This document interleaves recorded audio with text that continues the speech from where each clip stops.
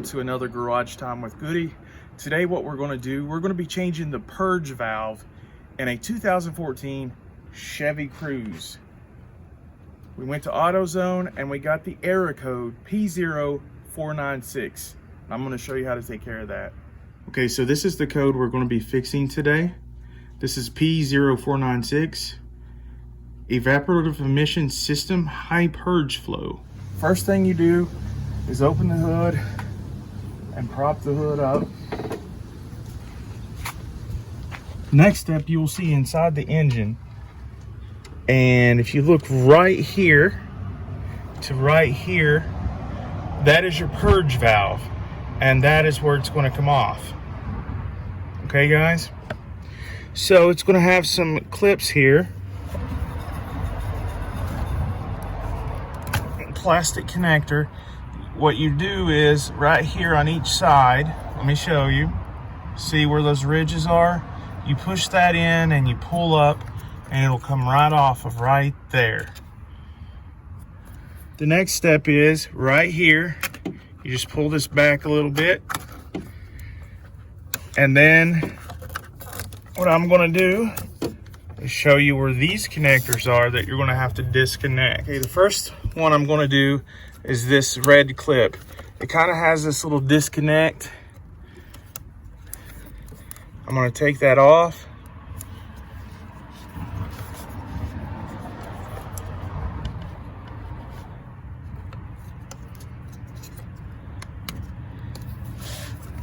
And then that should pull right off just like that. Then on this side, it should have a plastic clip you push down and you just pull out. Might be a little tough, but just wiggle around and pull on out. And then you have removed your old purge valve. See, here's the part numbers. And you go and get your new part at your local auto store or order it online. Okay, here is the replacement part. When you put on the new part, I'm going to put it down in here, and this rubber piece right here is going to set this into place. It goes in right here.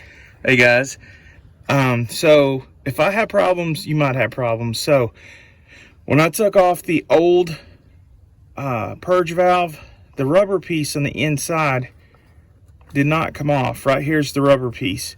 You want to make sure that rubber piece comes off, and this is what it looks like, guys, because if it doesn't come off, you're not going to have room for your new one to go on, because there is a rubber piece in your new one.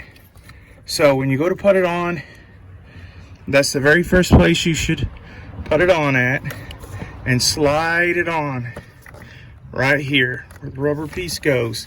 Then you'll take this, there's an O-ring there, so you're going to hear it click.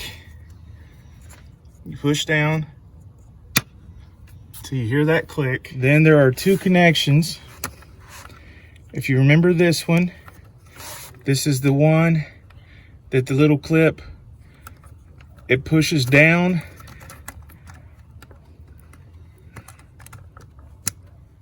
until it clicks, and then you're going to have the quick connect one. You slide that over there. You make sure that this side goes first.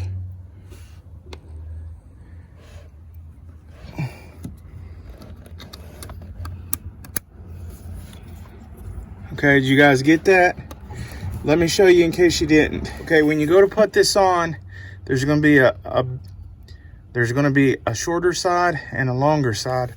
You make sure on both sides that it's lined up like this. The short side is on the left, the big side is on the right. Goes over it and it's going to clip into place. You hear that clip? And then that's on, and you just want to double look and make sure everything's on right.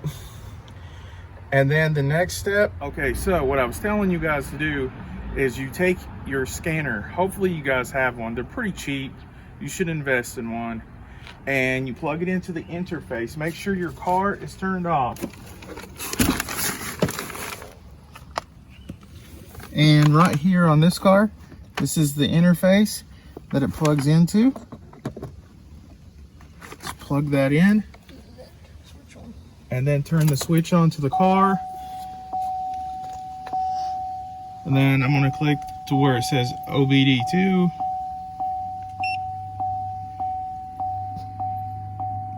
And again, your scanning tool may differ. What we're going to do, we're going to go from read codes to erase codes. And we're going to clear them. This is clear, reset, emission related diagnostic information. Are you sure? I'm going to hit OK. So I just hit OK. Processing. The information has been cleared. And click OK.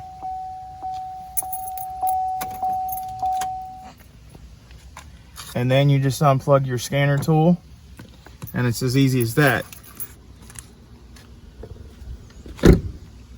If you guys don't have a scanner tool, you'll need to go to like a place like AutoZone or O'Reilly's where they can reset the computer for you at no charge. If you guys like these videos, don't forget to smash the like button, subscribe to my channel, and until next time guys, have a good day.